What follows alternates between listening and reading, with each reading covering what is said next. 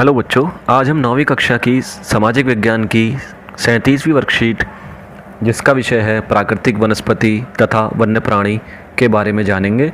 तो आइए स्टार्ट करते हैं। हमारा देश भारत विश्व के मुख्य 12 जैव विविधता वाले देशों में से एक है।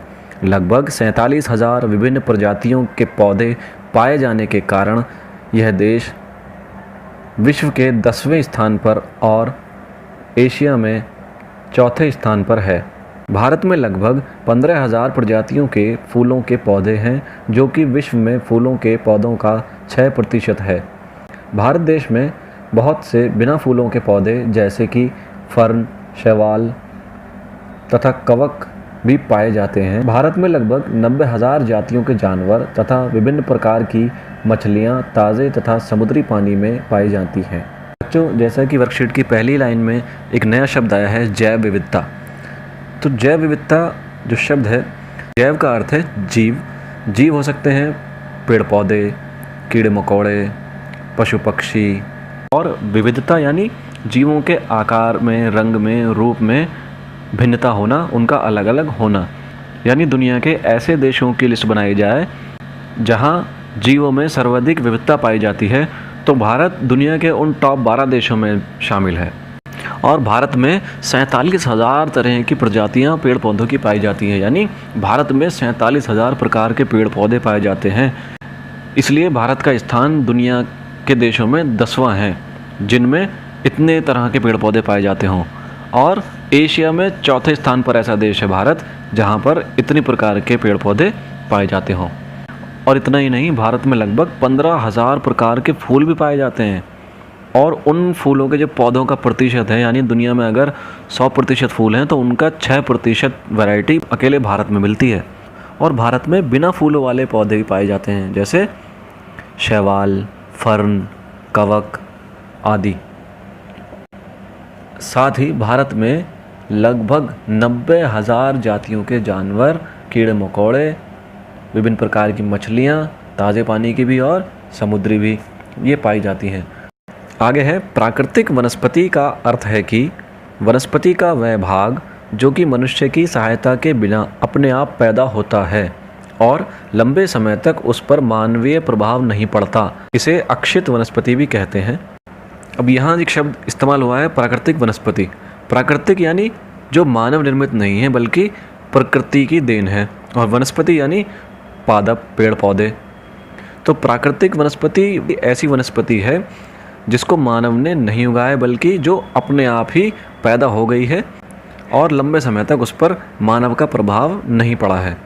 वह वनस्पति जो कि मूल रूप से भारतीय है उसे देशज वनस्पति कहते हैं, तथा जो वनस्पति भारत के बाहर से लाई गई है अथवा आई है उन्हें विदेशज वनस्पति कहते हैं। किसी क्षेत्र या समय या काल विशेष के पौधों को फ्लोरा, पादप कहा जाता है, और वन्य प्राणियों को प्राणी जात या फोना कहा जाता है। यानी जो वनस्पति मूल रूप से भारत की है, भारत में ही उगी, कहीं बाहर से नहीं आई है, तो उसे हम स्वदेशी या देशज वनस्पति कहते हैं। और जो वनस्पति बाहर से लाई गई है या बाहर से आ गई तो उसको हम विदेशज कहते हैं या विदेशी वनस्पति आम भाषा में हम कहते हैं। और किसी भी एक क्षेत्र में एक समय पर जो पौधे होते हैं उनको वैज्ञानिक भाषा में फ्लोरा कहा जाता है, यानी पादप, और वन्य प्राणियों को, पशु पक्षियों आदि को फौना कहा जाता है। इसके बाद वर्कशीट में है वनस्पति तथा वन्य प्राणियों में विविधता के कारण। यानी वनस्पतियों यानी पेड़ पौधों और वन्य प्राणियों में, जीव जंतुओं में जो भिन्नता है उसके क्या कारण हैं।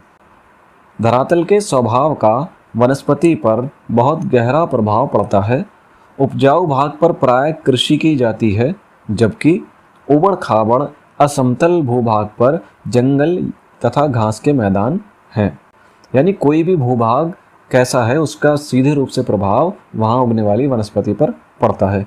जैसे अगर उपजाऊ भूभाग होता है तो वहाँ कृषि की जाती है, उबड़ खाबड़ और असमतल अगर भूभाग होता है तो वहाँ खुद ही प्राकृतिक रूप से पेड़ पौधे, जंगल, वन उग जाते हैं। और अगर कोई मैदान होता है तो वहाँ घास उग जाती है और वो घास के मैदान में परिवर्तित हो जाता है प्राकृतिक रूप से। इसके बाद है मृदा। मरुस्थल की बलुई मृदा में कटीली झाड़ियाँ तथा नदियों के डेल्टा क्षेत्र में मैंग्रोव वन पाए जाते हैं। पर्वतों की ढालों में जहाँ मृदा की परत गहरी है, शंकुधारी वन पाए जाते हैं। जहाँ की मिट्टी मरुस्थलीय है यानी सूखी मिट्टी है, रेतीली मिट्टी है, वहाँ कटीली झाड़ियाँ होती हैं, जैसे कैक्टस, बबूल आदि इस तरह के पौधे होते हैं। और नदी का वह हिस्सा जब नदी समुद्र में गिर रही होती है और उससे पहले छिछली हो जाती है, तो उस छिछले पानी में जो वन उगते हैं उनको मैंग्रोव वन कहते हैं। साथ ही पर्वतों की जो ढाल होती हैं उन पर मिट्टी की एक मोटी परत जमी होती है और उन ढालों पर शंकुधारी वन पाए जाते हैं। ऐसे पेड़ पौधे पाए जाते हैं जो शंकु के आकार के होते हैं, इसलिए इन्हें शंकुधारी वन कहते हैं। वनस्पति और वन्य प्राणियों में विविधता का दूसरा कारण है जलवायु। तो जलवायु में क्या क्या शामिल है? पहला है तापमान। वनस्पति की विविधता तथा विशेषताएं तापमान और वायु की नमी पर भी निर्भर करती हैं।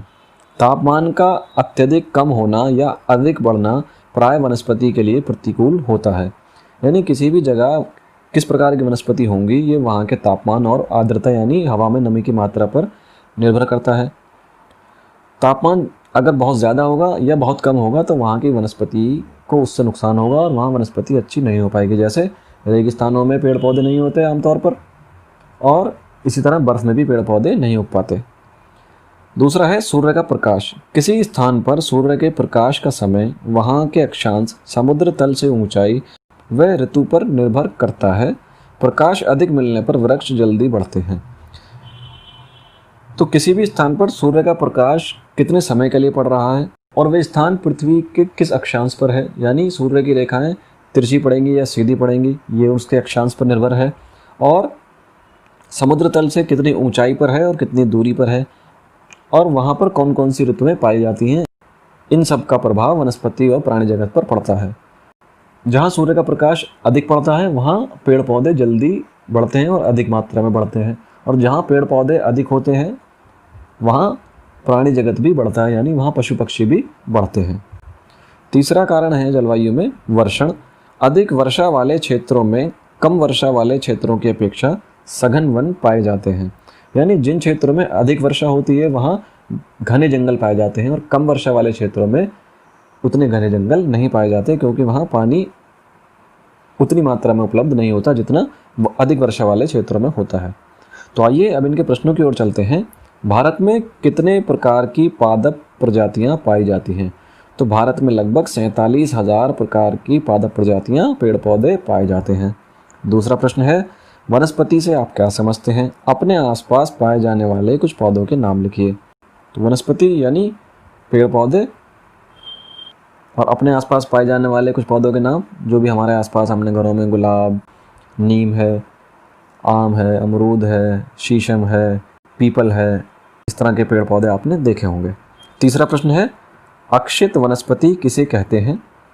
यह आपके द्वारा गमलों में उगाए गए पौधों से किस प्रकार भिन्न है? तो जैसा कि हमने वर्कशीट में पढ़ा कि प्राकृतिक वनस्पति को ही अक्षित वनस्पति भी कहते हैं। ऐसी वनस्पति जो बिना मानव की सहायता के प्राकृतिक रूप से ही उग जाती है और लंबे समय तक जिस पर मानव का कोई प्रभाव नहीं पड़ा है। चौथा प्रश्न है, किन्हीं 2 देशज व 2 विदेशज वनस्पति के उदाहरण दीजिए। तो देशज वनस्पति जैसे नीम है, कीकर है, देवदार है, ये सभी जो पेड़ हैं वो देशज हैं। और विदेशी वनस्पति में हम लिख सकते हैं जैसे छुई मुई का पौधा आपने देखा होगा, या इंग्लिश गुलाब का पौधा आपने देखा होगा। ये पौधे विदेशों से भारत में लाए गए हैं, तो ये विदेशज वनस्पति कहलाएंगे। पांचवा प्रश्न है, वनस्पति तथा वन्य प्राणियों में विविधता के क्या कारण हैं? तो वनस्पति और वन्य प्राणियों में विविधता के मुख्य कारण है धरातल व जलवायु। धरातल में मुख्य रूप से 2 कारण हैं, भूभाग और मृदा। इसको आप वर्कशीट की सहायता से लिख लेंगे। और जलवायु में भी 3 कारण हैं, तापमान, सूर्य का प्रकाश और वर्षा, जिसको आप वर्कशीट की सहायता से आसानी से करेंगे। और वीडियोस देखने के लिए इस चैनल को सब्सक्राइब करें।